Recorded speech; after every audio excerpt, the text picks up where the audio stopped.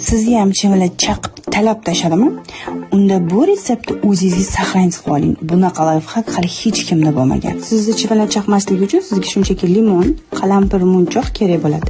Limonni 2 ga bo'lib, ichiga qalampir munchoqlarni tiqib olasizlar va xonaga qo'yib qo'yasizlar shunchaki. Qizlar, bu qiz yana nimani o'ylab topdi deb hayratlanmanglar.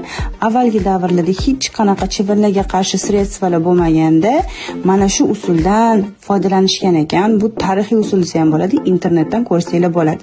Yana bitta usuli bor, ya'ni sprey qilsa ham bo'ladi. Qalampir munchoqni qaynoq suvga solib olib, unga limonni siqib qo'yib olib, 1 soatga damlab qo'yib, keyin mana shu sredstvani xonaga sepib chiqsanglar bo'ladi. Ham hidi shirin, ham xonanglardagi chivinlarni sizlarni chaqmasligini va umuman xonadan yo'q bo'lishiga yordam beradi va shirin hid chiqib turadi xonanglarda.